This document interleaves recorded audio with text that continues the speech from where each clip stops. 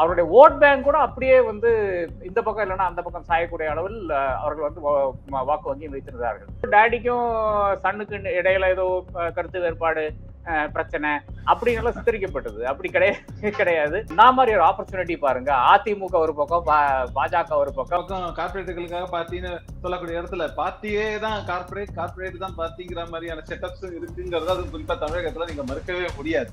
திராவிட இதுனாக்கா சொல்லுவாங்க இல்ல, பார்த்து நீங்க அது இதெல்லாம் பேசுவாங்க. அந்த மாதிரி இங்கே சொல்லும் போது நீங்க வந்து ஒடுக்கப்பட்ட மக்கள் அப்படின்னு நாங்க அவங்களுக்கு பொருள் கொடுக்கணும்னு சொன்னா அவங்க காட்டக்கூடிய முக்கியமான எதிர்த்தரப்பு வில்லன்களாக காட்டக்கூடியது ஒரு பாமகவும் முக்கியமான ஒரு இடம். பிஎம்கே வந்து ஏடிஎம் கூட சேர்ந்துட்டாங்கன்னா பல பேருடைய கனவுகள் வந்து மெய்ப்படுது.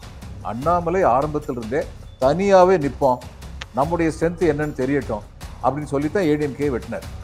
அடுத்து பிஎம்கே இவங்க சமத்துவ கட்சி வந்து சேர்றாங்களா, அவங்கள வரவேற்றுட்டு அன்னை டெல்லி போக வேண்டிய ஆள் அப்படின்னு ஏற்கனவே சரத்குமார் வந்து சொல்லிட்டார். அவர் எங்க போகணும்னு சொல்லிட்டார். அனைவருக்கும் வணக்கம்.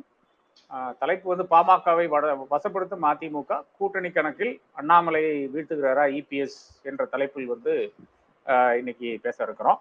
இதுல நாம முக்கியமா பார்க்க வேண்டியது இவ்வளவுதான். பாமக வந்து 2 இடத்துலயும் பேசி கொண்டிருந்ததுன்றது அனைவருக்கும் தெரிஞ்ச விஷயமா தான் இருக்கிறது. டாடி ஒரு இடத்துல பேசிட்டு இருந்தாரு, தவப்புதல்வன் ஒரு இடத்துல பேசிட்டு இருந்தாரு. இது ஏதோ டாடிக்கும் சன்னுக்கு இடையில ஏதோ கருத்து வேறுபாடு பிரச்சனை அப்படிங்கெல்லாம் சித்தரிக்கப்பட்டது. அப்படி கிடையாது. நமக்கு தெரிஞ்ச விஷயம் தான். இது வந்து சிறிய கட்சிகள் ஒரு யுக்தியாகவே வந்து பல கட்சிகளை யூஸ் பண்ணி கொண்டிருக்கிறது. சமீப காலத்துல தான் அந்த விடுதலை சிறுத்தைகளானாலும் சரி, கம்யூனிஸ்டுகளானாலும் சரி, மதிமுக ஆனாலும் சரி, இந்த மாதிரி கட்சிகளுக்கு அந்த ஆப்ஷன் இல்லாமல் போறது. பாக்கி இருக்கின்ற கட்சிகளுக்கு அது அந்த ஆப்ஷன் இருக்கத்தான் செய்வது. அது முக்கியமாக பாத்தீங்கன்னா நிச்சயமாக தேமுதிகவுக்கு அந்த ஆப்ஷன் இன்னைக்கு இருக்கிறது. ஏனென்றால் ஒரு பக்கம் அதிமுக, இன்னொரு பக்கம் பாஜக இருக்கிறது. அதே மாதிரி பாக்கி இருக்கின்ற பாமக ஆனாலும் சரி, இந்த மாதிரியான கட்சிகளுக்கு இருக்கிறது. அதே வந்து இப்போ ஒரு ஐஜேகேக்கோ ஏசி சண்முகத்துக்கோ கிடையாது. இது ஏன்னு மட்டும் விளக்கிட்டு அடுத்த இடத்துக்கு போயிடலாம். முக்கியமாக பாமகவினுடைய ஸ்ட்ராட்டஜின்னு பாத்தீங்கன்னா 90s இருந்து எப்போ அவங்க கட்சி ஆரம்பிச்சாங்களோ, அது தேர்தல் அரசியலுக்கு வரணும்னு பார்த்தாங்களோ அப்பவே வந்து 2 கட்சிகளோடும், அதாவது அதிமுகவோடையும் திமுகவோடையும் பேசிக்கொண்டே இருப்பார்கள். கடைசியில வந்து இப்போ அதிமுக தரப்புல இருந்து போன சில நபர்கள் வந்து பலமுறை என்கிட்ட சொல்லியிருக்காங்க. 96 தேர்தலுக்கு முன்னால, அது 2001 தேர்தலுக்கு முன்னால, 2006 தேர்தலுக்கு முன்னால, இது இந்த டைம்ல எல்லாம் நாமெல்லாம் நினைச்சிட்டு இருப்போம் ஒரு பக்கமா போயிட்டு இருக்க வண்டிட்டு. ஆனால் இது கடைசி நிமிஷத்துல அப்படியே மாறிட்டு இன்னொரு இடத்துக்கு போயிடுவாங்க. அவர்களுடைய அந்த இது கூட, அதாவது அவருடைய ஓட் பேங்க் கூட அப்படியே வந்து இந்த பக்கம் இல்லைன்னா அந்த பக்கம் சாயக்கூடிய அளவில் அவர்கள் வந்து வாக்கு வங்கியும் வைத்திருந்தார்கள். இது சாதுரியம் என்று பலரும் கணக்கு போட்டார்கள். இன்னொரு பலர் வந்து அந்த டைம்ல இருக்கின்ற அனலிஸ்ட் வந்து இது அவருக்கு அந்த தேர்தல் காற்று எந்த பக்கம் அடிக்கிறது அதை அறிந்து அவர் வந்து நடந்து கொண்டார் என்று போட்டார்கள். நிச்சயமாக அதில் எல்லாம் உண்மை இருக்கிறது. ஏனென்றால் மத்திய அமைச்சர் இவ்வளவு சிறிய ஒரு கட்சியை வைத்துக் கொண்டு இத்தனை அதிக மத்திய அமைச்சர்கள், ஒரு ஏகே மூர்த்தியிலிருந்து ஆரம்பிச்சு நம்முடைய அன்புமணி ராமதாஸ் ஆனாலும் சரி, இவர்கள்லாம் யூனியன் மினிஸ்டர்ஸ் இருந்தா அந்த ஒரு இது இருக்கிறது. பொன்னுசாமி பலரும் வந்து மத்திய அமைச்சராக இருந்திருக்கிறார்கள். அந்த ஒரு இடத்துக்கு வர வேண்டும் என்றால், ஒரு சிறிய கட்சி வர வேண்டும் என்றால் அது நிச்சயமாக அது சாதாரண காரியம் இல்லை என்றுதான் நான் கருதுகிறேன். அதே நேரத்துல வந்து பாக்கி இருக்கின்ற ஏசி சண்முகமோ இல்லை என்றால் பாரிவேந்தரோ அது அந்த அந்த அந்த ஸ்லாட் இல்லை என்றால் அந்த பாத்தி ஏன் ஓப்பனாக இல்லை என்றால் வேற ஒன்றும் கிடையாது. இவர்கள் எல்லாம் வந்து அரசியலுக்கு வந்ததை வந்து பிசினஸை காப்பாத்துறதுக்கு தான். பாமகவோ ராமதாஸ் மருத்துவரோ அப்படி வர கிடையாது. மருத்துவருக்கு இந்த ஒரு ஃபுல் டைம் வேலையா இருந்தது. இவங்களை பொறுத்தவரை வந்து அவர்களுடைய அந்த என்க்ரோச்மெண்ட்ஸ் எல்லாம் வந்து ஒண்ணு இது பண்ணி கொடுக்க வேண்டும், ரெகுலரைஸ் பண்ணி கொடுக்க வேண்டும். இல்லை என்றால் அளவுக்கு அதிகமாக காசு எதிர்க்கிறார்கள், அதுல வந்து பெரிய ரைட்ஸ் எல்லாம் வரக்கூடாது. இதுதான் அவர்களுடைய நோக்கமா இருந்தது. Political influence. அடுத்த வந்து அரசியல் கட்சிகள் வந்து நிற்பார்கள், குண்டாஸ் வந்து நிற்பாங்க பெரிய இன்ஸ்டிடியூஷனுக்கு முன்னால, அவர்களை வந்து சமாளிக்க வேண்டும். இதற்கு ஒவ்வொரு பெரிய இன்ஸ்டிடியூஷனும் ஒவ்வொரு யுக்தியை வந்து கடைபிடிக்கிறது. ட்ரெடிஷனல் இன்ஸ்டிடியூஷன்ஸ்னா நிச்சயமாக அந்த ஒரு பெரிய பிரச்சனை இல்லாமல் போகிறது. இப்ப சென்னையில் இருக்கின்ற பெரிய பெரிய நிறுவனங்களில் வந்து இப்போ வந்து ஒரு அரசியல் கட்சி வந்து பெரிதாக ஒன்றும் முன்னாடி நின்று ஒரு குண்டாசு கொண்டு வந்து ஒன்றும் செய்ய முடியாது. ஆனால் அதே நேரத்தில் வந்து அவுட்டர்ல இருக்கின்ற எஜுகேஷன் இன்ஸ்டிடியூஷன் இருந்து ஆரம்பிச்சு பல இண்டஸ்ட்ரீஸ்ல இருந்து ஆரம்பிச்சு இந்த பிரச்சனைகள் வந்து தொடர்ச்சியாக நடந்து கொண்டே இருக்கிறது. பாலச்சந்திரன் சாருக்கு நிச்சயமாக தெரியும், கலெக்டராக இருந்தவர். ஸோ அவருக்கு நிச்சயமாக தெரியும். ஸோ அந்த ஒரு அடிப்படையில் பார்க்கும்போது இந்த ஆப்ஷன்ஸே இல்லாமல் போகுது. அப்ப என்னை பொறுத்தவரை வந்து பாமக போன்ற தேமுதிக போன்ற கட்சிகளுக்கு இந்த ஆப்ஷன்ஸ் எப்பவுமே ஓப்பனா இருக்கு. அது இது பாருங்களேன், என்ன மாதிரி ஒரு ஆப்பர்ச்சுனிட்டி பாருங்க. அதிமுக ஒரு பக்கம், பாஜக ஒரு பக்கம், ஸ்பாயில்ட் ஃபார் சாய்ஸ் இந்த முறை இந்த சிறிய கட்சிகள் பார்த்த மட்டும் ஒன்னும் பெருசா ஒன்னும் ஜெயிக்க போறது இல்லை. பட் இருந்தால் கூட அவர்களுடைய அந்த முக்கியத்துவம் என்பது மீடியால நிறைஞ்சு நிற்கிறாங்க. அதே மாதிரி தலைவர்கள் வந்து அணுகிறார்கள். பீங் வூட் பை லார்ஜர் பார்ட்டிங்கிறது ஒரு பெரிய விஷயமா தான் பார்க்க வேண்டியதா இருக்கிறது. இன்னைக்கு அவர்களுக்கு அந்த அளவுக்கு இம்பார்ட்டன்ஸ் இல்லைன்னா கூட அந்த ஒரு பீயிங் வூட் என்றது ஒரு முக்கியமான ஒரு விஷயமாக பார்க்க வேண்டியதா இருக்கிறது. நிச்சயமாக இது அப்பாவும் பிள்ளையும் செஞ்சு வச்சு நடத்துற ஒரு நாடகமாக தான் நான் பார்க்கிறேன். அது மருத்துவர் ஒரு பக்கம் பேசிக் கொண்டிருந்தார், இவர் இன்னொரு பக்கம் பேசிக் கொண்டிருந்தார். அவர்களுக்கு என்ன அதுல வந்து நமக்கு தெரிகின்ற விஷயங்கள் அவங்களுக்கு தெரியும். அவர்கள் யாரும் முட்டார்கள் கிடையாது. அப்ப இந்த தேர்தல் வந்து ஒன்றும் ஜெயிக்க போறது இல்லைன்னு அவங்களுக்கு தெரியும். அப்படி இருந்தால் கூட maximum benefit under the current circumstances எப்படி வரும் என்பது அப்பனும் கூட உட்காந்து கம்பேர் பண்ணி இன்னைக்கு இல்லைன்னா நாளைக்கு ஒரு முடிவு எடுத்துருவாங்கன்னு நான் கருதுறேன். நீங்க போறீங்களா? இல்ல நீங்க சொல்லுங்க. லேட்டா வந்தவே லேட்டா தான் பேசுறேன். இல்ல சார் அப்படி எல்லாம் ஒண்ணு இல்ல, சீனியாரிட்டி. ஓகே, ஒண்ணு இல்ல. இப்போ நம்ம பாக்குறோம் இந்த கூட்டணி விவகாரத்துல முதல்ல வந்து ஹையஸ்ட் ப்ராபபிலிட்டி வந்து பாஜக பக்கம் போவாங்க அப்படிங்கிற மாதிரியான பேச்சுக்கள்லாம் இருந்தது. ஆனாலுமே இந்த மாதிரியான தெளிவான நிலைப்பாடு, அதாவது போய் பேச்சுவார்த்தை நடந்திருக்க சொன்னப்போ உண்மையிலேயே நிலவரம் என்னன்னாக்க அவங்க ரெண்டு பேரும் இன்ஃபேக்ட் ஒரு விஷயம் சொல்லணும், அன்புமணி ராமதாஸ் அவர்கள் வந்து வெளியிலேயே போல. காரணம் என்னன்னா, வெளியில போனா கேள்விகள் பல வரும், இல்லைன்னா ஊடகமாக பல விஷயங்கள் சொல்லப்படும்ங்கிறதுனால அவர் வந்து வெளியில சில நாட்களுக்கு வராமலே இருந்தாரு அப்படிங்கிறதும் ஒரு விஷயம். இதனால நிறைய பேச்சுவார்த்தைகள் தொடர்ந்து நடந்து கொண்டே இருந்தது. எனக்கு வந்து தகவல் படி போன தேர்ஸ்டேயா ஃப்ரைடேயோ அப்பயே அந்த இதை உறுதி செய்து இது பண்ணிட்டாங்க, சீக்கிரமே அடுத்த கட்ட நகர்வுக்கு போயிடும் அப்படிங்கிறது வந்து இதுக்கு அதிமுக தரப்புக்கு போறதுங்கிறது வந்து உறுதியாகிவிட்டது அப்படின்னு வந்து ரொம்ப தெளிவா சொன்னாங்க. இன்னொரு முக்கியமான விவகாரம் பாத்தீங்கன்னாக்க, இப்ப பாஜக இப்ப நீங்க சொல்றீங்க, ஏன்னா என்னதான் சொன்னா கூட நீங்க வந்து பிசினஸை காப்பாத்திக்கணும் அப்படி இப்படின்னு சொன்னாங்க. ஒரு பக்கம் வந்து நீங்க இன்னொரு பக்கம் பாத்தீங்கன்னாக்க பார்ட்டிஸ் எல்லாம் கார்பரேட் ஆயிடுச்சு, நம்ம அதையும் பாக்குறோம். அது நம்ம மறுப்பதற்கு இல்லை இல்லையா? ஒரு பக்கம் கார்பரேட்டுகளுக்காக பார்ட்டின்னு சொல்லக்கூடிய இடத்துல பார்ட்டியே தான் கார்பரேட் தான் பார்ட்டிங்கிற மாதிரியான செட்டப்ஸும் இருக்குங்கிறத அது குறிப்பா தமிழகத்துல நீங்க மறுக்கவே முடியாது. அப்படி இருக்கக்கூடிய நிலையில இங்கே நம்ம பார்க்கக்கூடிய பல நிகழ்வுகள் வந்து அடுத்த கட்டம் தான். இப்ப பாமக அப்படின்னு நம்ம எடுத்தோம்னா டெஃபினட்டா திமுக பக்கம் போக முடியாது. ஏன்னா விடுதலை சிறுத்தைகள் எந்த இடத்துல இருக்காங்க, ஏன்னா விடுதலை சிறுத்தைகளே வந்து அவங்க பிரைமரி போக்கஸ் வந்து தாழ்த்தப்பட்ட மக்கள் அப்படின்னு சொல்லிட்டு அவங்களுடைய அந்த ஓட் பேங்கை எதை வச்சு பண்றாங்கன்னா, அவங்களுக்கு ஒரு எல்லாத்துக்குமே நீங்க வந்து ஒருத்தர் உங்க பக்கம் கேதர் பண்ணணும்னா ஒரு வில்லன் வேணும். சோ திராவிட இதுனாக்கா சொல்லுவாங்க இல்லையா, பார்ப்ப நீயும் அது இதெல்லாம் பேசுவாங்க. அந்த மாதிரி இங்கே சொல்லும் போது நீங்க வந்து ஒடுக்கப்பட்ட மக்கள் அப்படின்னு நாங்க அவங்களுக்கு குரல் கொடுக்கணும்னு சொன்னா அவங்க காட்டக்கூடிய முக்கியமான எதிர்த்தரப்பு வில்லன்களாக காட்டக்கூடியது ஒரு பாமகவும் முக்கியமான ஒரு இடம். அப்படி இருக்கும்போது அங்க இவங்களும் அவங்களும் ஒன்னா போக இருப்பதுக்கான வாய்ப்புகள் இல்லைங்கும் போது இப்போ they are left with only limited choices. இப்போ வந்து அதிமுக பாஜக கூட்டணியில இருந்ததுன்னா பாமக தனியா இனிமே வந்து இவங்க எல்லாமே தேர்தலை சந்திப்பதற்கான வாய்ப்புகள் கிடையாது. இது பணம் சம்பந்தப்பட்ட விஷயமாக இருக்கலாம், ஓட் பேங்க் சரிவு சம்பந்தப்பட்ட விஷயமாக இருக்கலாம், எல்லாமே இருக்கலாம். அப்போ கூட்டணி கணக்குகள் தான். இப்போ அதை பேஸ் பண்ணி அடுத்த கட்ட நகர்வு அப்படின்னு போகும்போது அவங்க என்ன யோசிப்பாங்க, 2-3 விஷயங்கள் அவங்க பேசுங்க. முதல் விஷயம் அவங்க என்ன சொல்லுவாங்கன்னாக்க, ஓகே நாங்க எங்களுக்கு எத்தனை சீட்டு, இல்ல அடுத்தது என்ன செலவுக்கு எப்படி, மூணாவது முக்கியமான விஷயம் இல்லைன்னா ராஜ்யசபாவா, இந்த மாதிரி பல ஒரு அண்டர்ஸ்டாண்டிங்ஸ் எல்லாம் பல விஷயங்களும் ஓடும் அப்படிங்கிறதையும் நம்ம வந்து பார்த்து கொண்டுதான் இருக்கிறோம். அது எல்லாம் எது யாருக்கு என்ன பெனிஃபிஷியலா இருக்கோ அவங்க அதை நோக்கி போக போறாங்க அப்படிங்கிற ஒரே ஒரு கணக்கு தான். இதுல வந்து யாருமே இப்ப நம்ம யாரும் வந்து இதை வந்து மாற்றி சொல்ல முடியாது, ஏன்னா கள நிலவரம் அதுதான். இதுல இப்ப பாமக அப்படின்னு நான் தான் சொன்னேன், திடீர்னு வந்து நடுவுல வந்து கொஞ்சம் அதிமுக சைட்ல இருந்து வந்து கொஞ்சம் பாமகவை பத்தி ஒரு மாதிரி சொல்ல ஆரம்பிச்சாங்க. அப்போ வந்து ஓகே அந்த சைடு நகர்றாங்களோ, பாஜகவை நோக்கி நகர்வதற்கான வாய்ப்புகள் இருக்குங்கிறாங்க. அப்புறம் அந்த நிலைமை சரி செய்யப்பட்டு திரும்ப வந்து இந்த பக்கம் வந்த உடனே இந்த விஷயங்கள் எல்லாம் ஃபைனலைஸ் ஆச்சு. அதே மாதிரிதான் தேமுதிக. ஸோ தேமுதிக நம்ம பார்த்தோம், இப்போ விஜயகாந்த் அவர்கள் அவருடைய மறைவுக்கு பிறகு அது வந்து அந்த ஒரு அனுதாப இதுங்கிறது இருக்கு. பிளஸ் இப்ப இவங்க எப்படி காமிச்சாங்கன்னா, அவருக்காக அந்த இறுதி அஞ்சலிக்கு வந்தவங்க எல்லாம் பாத்தீங்களா எவ்வளவு பெரிய இது பாப்புலாரிட்டி, இறுதிக்கு வந்து மரியாதை செலுத்துவது, எனக்கு மக்களோட பெர்செப்ஷன் இருக்கு. நம்ம எக்ஸைட்மெண்ட், ஏதாவது நான் தப்பா எடுத்துக்க வேண்டாம், எக்ஸைட்மெண்ட் நான் சொல்லும்போது அந்த இடத்துல என்ன நடக்குதுன்னு போய் பாக்குறது, அந்த மாதிரி போறவங்களும் மக்கள் இருப்பாங்கிறது பாக்குறோம். இந்த மாதிரி எல்லா பெரிய தலைவர்களுக்கும் நடக்கிறது. இந்த மாதிரி பல விஷயங்கள் நம்ம பார்க்கணும். இது ஒரு சில நடிகர்களுக்கு கூட பொருந்தும். ஆனா இவர் வந்து ஒரு அரசியல் நல்ல தலைவருமாகவும் இருந்தாருங்கிறதுல மாற்றப்படுது. ஆனா அது வந்து ஓட்டா கன்வெர்ட் பண்ணுமானா கன்வெர்ட் ஆகாது. அது நம்ம எல்லாருக்குமே தெரியும். அதே மாதிரி நீங்க பாத்தீங்கன்னாக்க ஆனா அத வந்து ஓகே ஒரு பேலன்ஸ். இப்போ தேமுதிக இருந்து அடுத்தது யார் நிற்பாங்க? திரு பிரேமலதா அவர்கள் நிற்கிறார் அப்படின்னாக்கா அவங்க எந்த தொகுதியில நிற்பாங்கிறத கிட்டத்தட்ட நம்ம வந்து ஒரு அனுமானித்து விடலாம். இப்போ நம்ம வந்து அந்த சைட்ல நிக்கிறாங்க அப்படின்னாக்கா அங்க வந்து தெலுங்கு ரெட்டியார்கள்ல இருந்து ஆரம்பிச்சு நீங்க வந்து நாயக்கர் இவங்க எல்லாருமே நாயுடு அவங்க இவங்க எல்லாருமே இருப்பாங்க. சோ அங்க ஒரு கணிசமான ஒரு பேங்க். இது போக இப்பதான் விஜயகாந்த் இறந்திருக்காருமா அந்த இடத்துல ஒரு அனுதாபத்துக்கான ஒரு தாக்கம் இருப்பதற்கான வாய்ப்பு இருக்கு. பிளஸ் இதுல வந்து யாருடைய ஓட்டு வந்து பர்சன்டேஜ் அதிகமா இருக்கு அது இதுல சேர முடியும். எல்லாமே கணக்கு தானே. அப்படி பாத்தீங்கன்னாக்கா ஹையஸ்ட் ப்ராபபிலிட்டி டெஃபினட்டா அதிமுகவுக்கு தான் அதிகமான வாக்கு இருக்கு.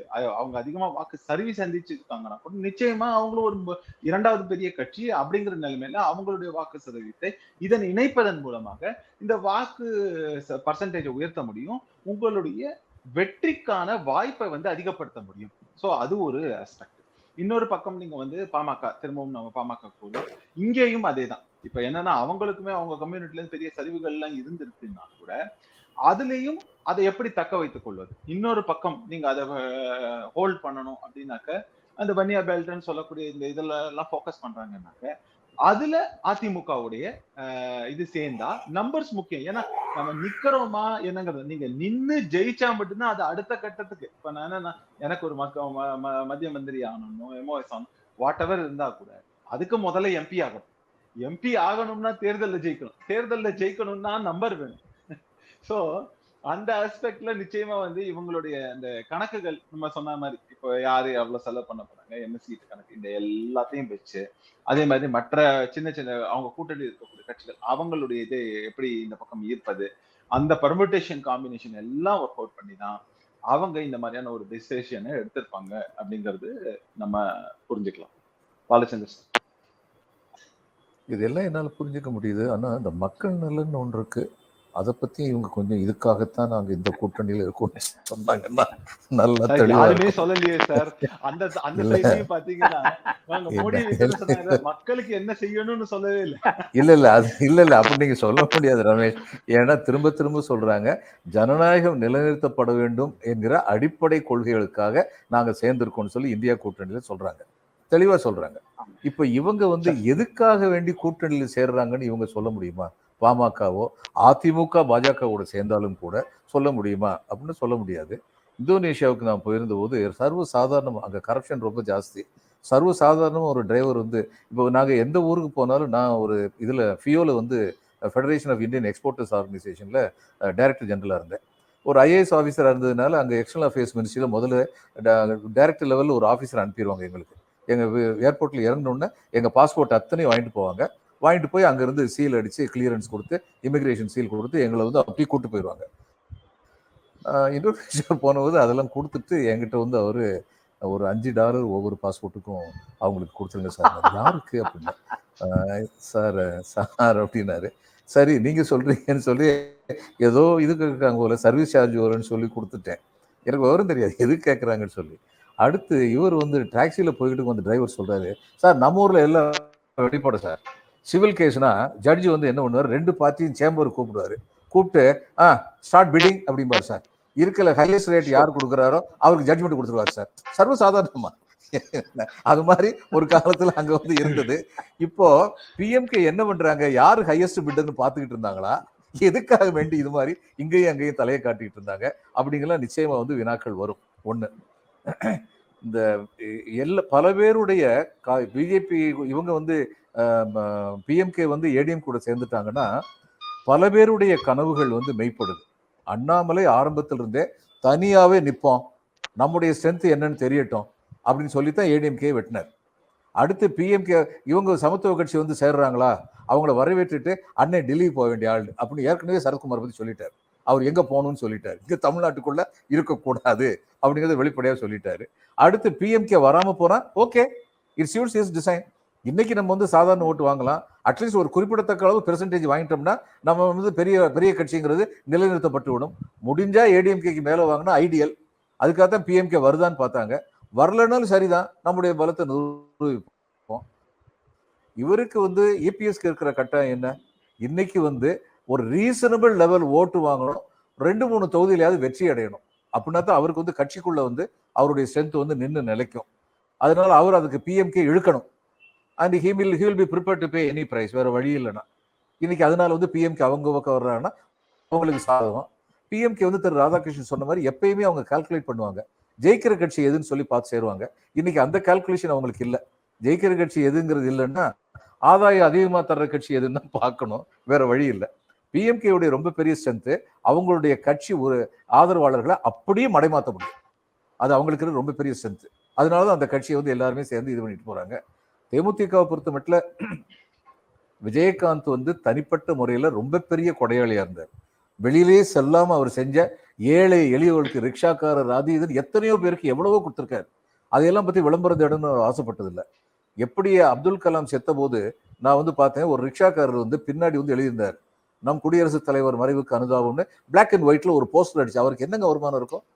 ஆனா அவர் மேல இருந்த ஆர்வம், அப்படிப்பட்ட ஒரு ஆர்வத்தை வந்து திரு கலாம் வந்து கிரியாம அன்பு அவர் கிரியேட் பண்ண முடிஞ்சது மாதிரி விஜயகாந்த் வந்து மக்கள் மனசு அபிமானம் உள்ளவராக இருந்தார். ஆனால் அந்த ஒரு காரணத்தினாலேயே ஒரே இடைமறிப்பு பாலச்சந்திர சார், ஒரே ஒரு இடைமறிப்பு என்னன்னா, கலாம் அவர்கள் மேல மக்கள் அபரிமிதமான அன்பு வச்சிருந்தாங்க. ஆனா அவர் பேரை வச்சு கட்சி தொடங்குறேன் அப்படின்னு சொன்னவங்க எல்லாம் காணாம போயிட்டாங்கிறது தான். நான் அதை தான் சொல்ல வந்தேன்.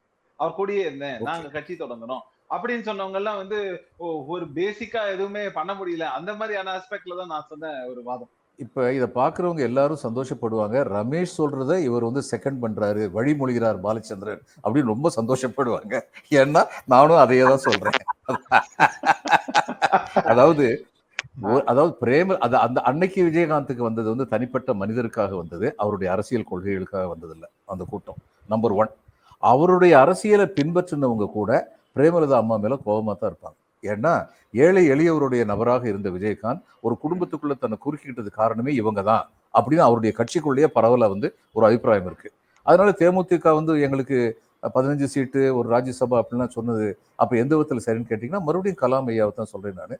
அவர் சொன்னதை அவங்க ஃபாலோ பண்றாங்க. கலாம் சொன்னாரு, கனவு காண்பதற்கு எல்லோருக்கும் உரிமை உண்டு. அதனால அவங்க கனவு காண்றாங்க, கனவு காணட்டும். 1% கூட அவங்களுக்கு வந்து ஓட்டு ஸ்ட்ரென்த் கிடையாது. அதனாலதான் இப்போ வந்து அவங்கள வந்து ரொம்ப தேடுறவங்கன்னு சொல்லி யாருமே கிடையாது.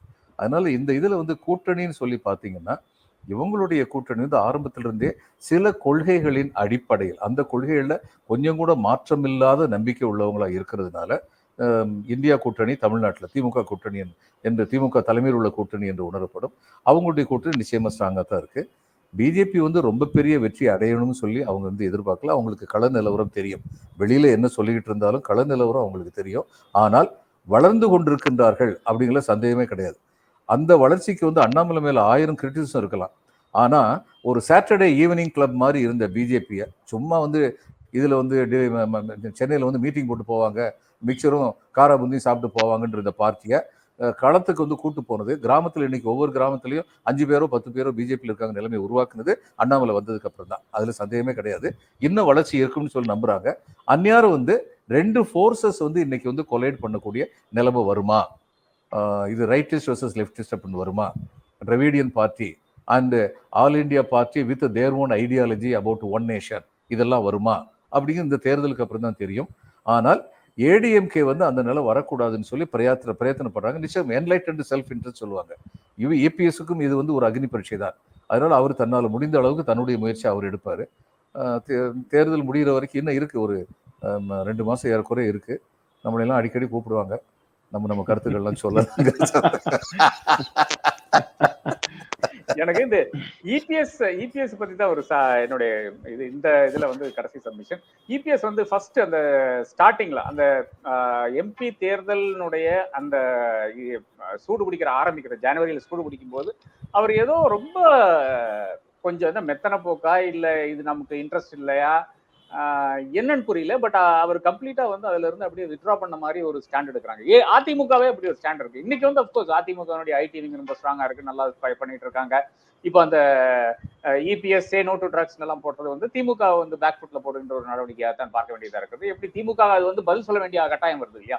ஆனால் அந்த மாதிரி ஒரு பெரிய கன்சர்டட் எஃபர்ட் இல்லை என்றால் கம்ப்ளீட் அது ஐடியில மட்டும் கிடையாது, அதாவது சோசியல் மீடியால மட்டும் கிடையாது. அவர் எல்லா டிஸ்ட்ரிக்ட் ஹெட் குவார்டர்ஸ்லயும் நகரங்கள்ல எல்லாம் வந்து ப்ரொடெஸ்ட் நடத்துனாங்க. இந்த மாதிரி விஷயங்கள் எல்லாம் இப்ப நடந்து கொண்டிருக்கிறது. ஆனால் ஜனவரியில இருந்து பாத்தீங்கன்னா ஏதோ பயங்கரமான ஒரு தொய்வு வந்து நான் பார்த்து கொண்டிருந்தேன் அதிமுகவை பொறுத்தவரை. அவர்களை பொறுத்தவரை இந்த மாதிரி ஆமாங்க ஒரு லோக்சபா தேர்தல் வருது, நமக்கு என்ன இன்ட்ரெஸ்ட் இல்லை, ஆள் அனுப்பி என்ன பிரயோஜனம், பல இது என்னது ஜஸ்டிபிகேஷன்ஸ் வந்து வச்சு கொண்டிருந்தார்கள். அதாவது 2014 வந்து நாம தான் முழுசா ஜெயிச்சோம், அம்மா இருந்தாங்க எல்லாம் ஜெயிச்சோம், இங்க போய் டெல்லிக்கு போனோம், டெல்லிக்கு போய் என்ன சாதிச்சிட்டோம், ஒன்றும் கிடையாது, இது வேஸ்ட், இதுலயே 20 கோடி 30 கோடின்னு ஒவ்வொரு தொகுதிக்கு போட்டு செலவு பண்ணி அதுல வந்து ஜெயிச்சு வந்து அங்க போய் உட்காந்து ஒரு வெத்தா போய் உட்காந்து ஒரு வேலையும் இல்லாம கடைசியில் அவனுக்கு சொல்றதை பண்ண வேண்டிய கட்டாயத்துல வந்து நாம் வந்து தள்ளப்படுகிறோம் என்ற அந்த இது. அதுக்கப்புறம் 2019-23 கூட இந்த 24 கூட ஏறத்தாழ அதே மாதிரி ஒரு சுச்சுவேஷன் தான் இருந்தது.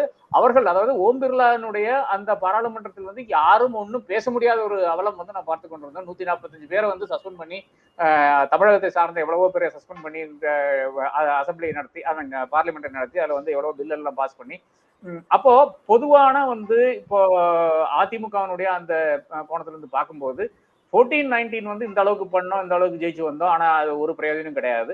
19-24 வந்து திமுகவினுடைய அதே எக்ஸ்பீரியன்ஸ் தான் நாம் பார்த்து கொண்டிருந்தோம். இனி நமக்கு எதுக்கு இதுல இருந்து எதுக்கு இன்ட்ரெஸ்ட் என்ற அந்த ஒரு இடத்துல இருந்து பேச ஆரம்பிச்சாரு. இல்லை என்றால் அணுக ஆரம்பிச்சாரு, பேசல அணுக ஆரம்பிச்சாரு. அந்த தருணத்தில் தான் நாம பலரும், நானும் பேசியிருக்கேன் அதை பத்தி. அதாவது அதிமுக வந்து இந்த தேர்தல் ஏதோ ஒரு காரணத்துக்காக 3வது இடத்துக்கு தள்ளப்பட்டால் நிச்சயமாக அதோட அதிமுக காலி. அதிமுக இருக்கிற நபர்கள் வந்து மைக்ரேட் பண்ணுவாங்க. அது வந்து பாஜகவுக்கு மைக்ரேட் பண்ண மாட்டாங்க. பெரும்பாலான நபர்கள் வந்து அவர்களுக்கு பாஜகவையும் பிடிக்காது, திமுகவையும் பிடிக்காது. அப்ப அடுத்த ஒரு ஃபோர்ஸ் வர வேண்டும். அதான் இப்ப வந்து விஜய் கொண்டு வச்சிருக்காங்கன்னு நினைக்கிறேன். பட் என்னன்னு தெரியல. அப்போ அந்த ஒரு இடத்தில் அதான் அந்த ஒரு இடத்துல இருந்து அந்த ரியலைசேஷன் வர்றதுக்கு பின்னாலதான் வந்ததுக்கு பின்னாலதான் கொஞ்சம் தடால் படால்னு வேலைகள் வந்து ஆரம்பிக்கிறாரு. பாமகவோட பேச்சுவார்த்தை என்று ஆரம்பிக்கிறாரு. அந்த மாதிரி பல இடங்கள்ல வந்து அவர் வந்து அணுகிறாரு. இப்ப விஜயகாந்த் சென்று சந்தித்த அந்த குழு சென்று சந்தித்தாலும் சரி, விஜயகாந்தினுடைய மறைவுக்கு பிறகு பிரேமலதா சென்று சந்திச்சாலும் சரி, அதெல்லாம் வந்து அதனுடைய நீட்சியாகத்தான் பார்க்க வேண்டியதா இருக்கு. அப்போ தேர் கேச்சிங் அப் இந்த கேம் என்று மிக தெளிவாக தெரிகிறது. அப்போ அதிமுகவுக்கு இன்ட்ரெஸ்ட் இருக்கு என்று தெரிஞ்ச பாமக, அதிமுகவுக்கு இன்ட்ரெஸ்ட் இருக்கிறது என்று தெரிஞ்ச தேமுதிக, அதுதான் பாஜகவை விட ஒரு பெட்டர் கூட்டணியாக இருக்கும். ஏனென்றால் ஒரு தோக்குறதுலயும் ஒரு ரெஸ்பெக்டபிள் டிஃபீட் என்று வேண்டும் இல்லையா?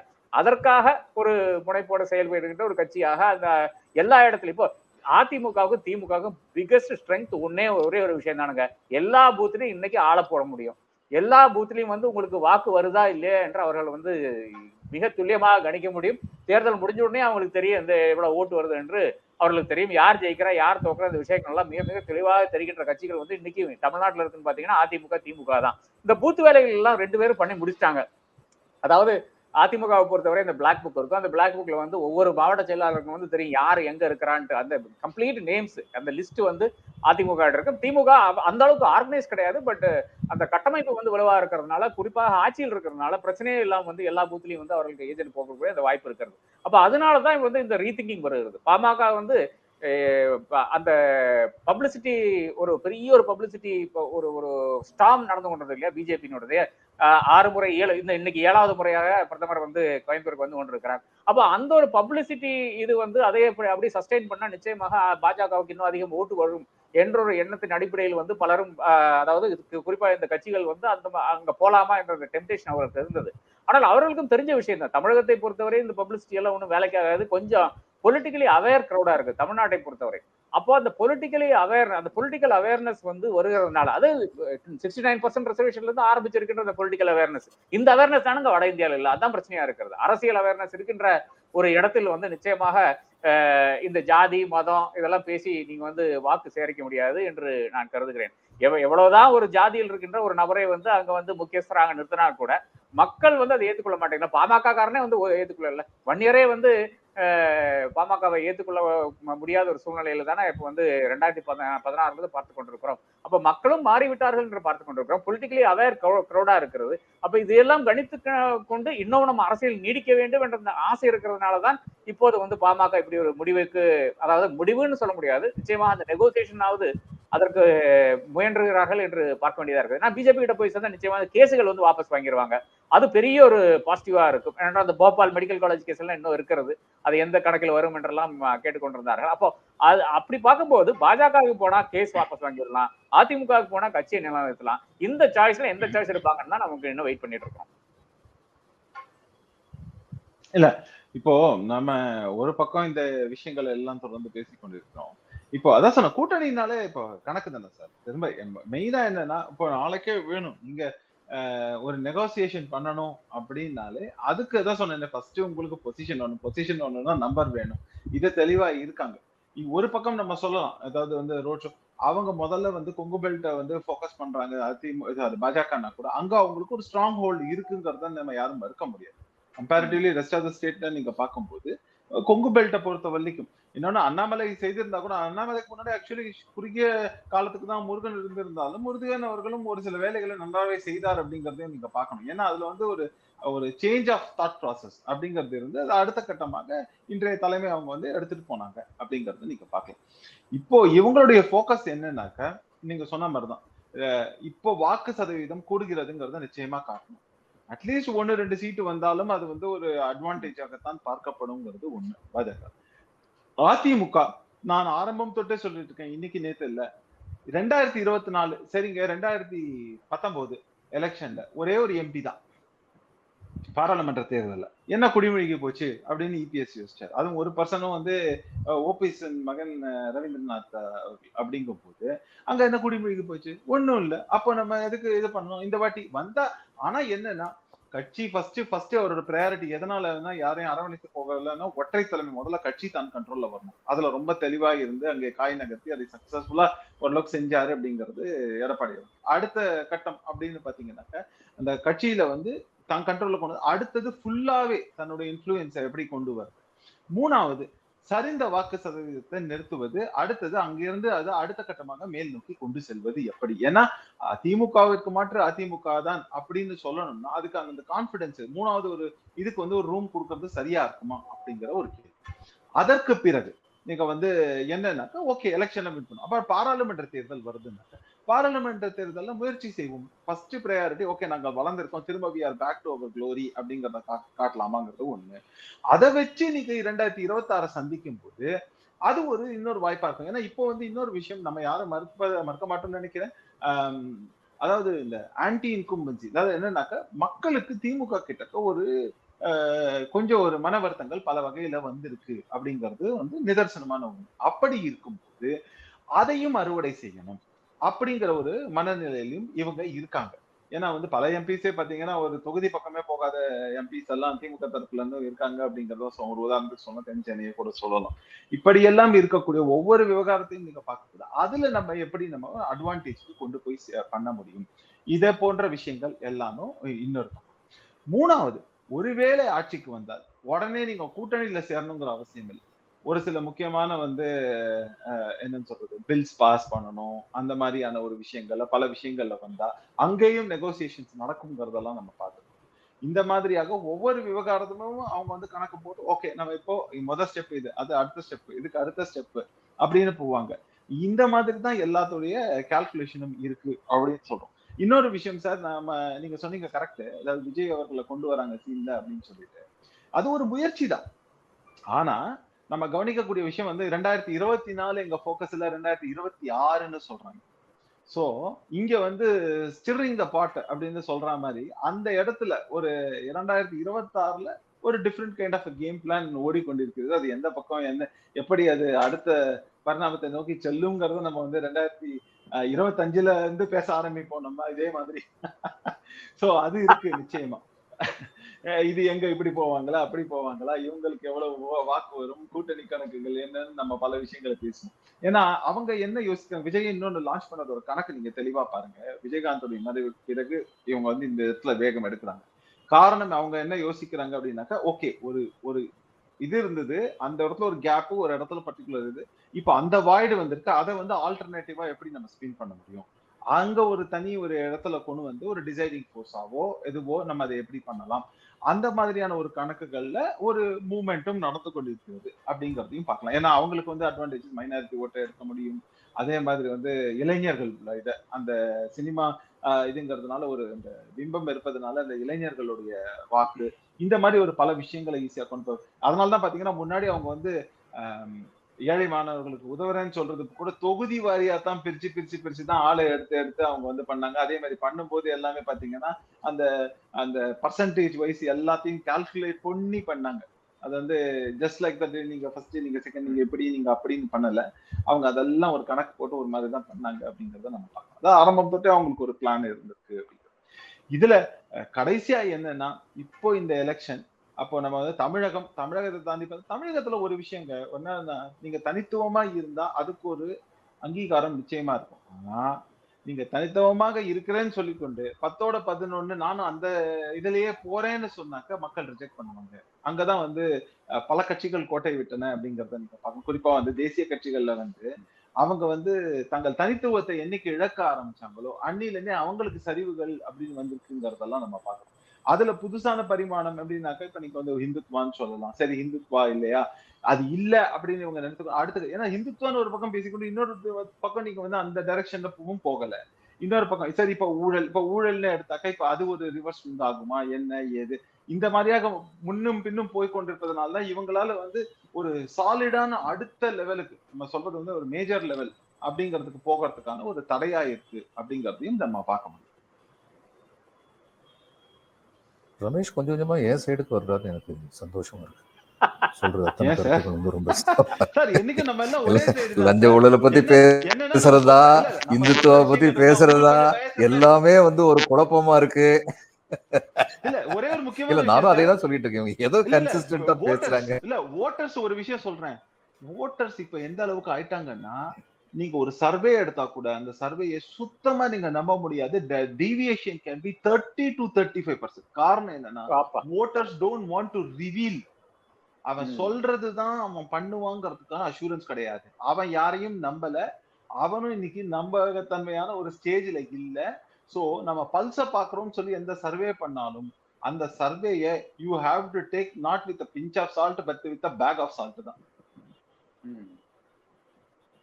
ஓட்டர்ஸ் எப்படி ஓட்டர்ஸ் எப்படியோ இதுவரை வந்து ராதாகிருஷ்ணன் வந்து சொன்னாரு, இந்த மாதிரி மக்கள் வந்து இதுல வெறுப்படைஞ்சிட்டு இருந்தாங்கன்னா அப்ப அதுக்காக வேண்டி விஜய் வர்றாரு அப்படின்னு சொன்னாரு. அது வழிமொழியும் போது நீங்க சொன்னீங்க, ஆமா அதுக்காகத்தான் விஜயை கொண்டு வர்றாங்கன்னு. ஆக ஏறக்குறைய தெளிவாகுது விஜய் வர்றாரு, யார் கொண்டு வர்றாங்க, இதெல்லாம் ஏறக்குறைய தெளிவாகுதுங்கிற அளவுக்கு இன்னைக்கு விவாதம் இருக்கு. அதோட முடிச்சுக்கிறேன்.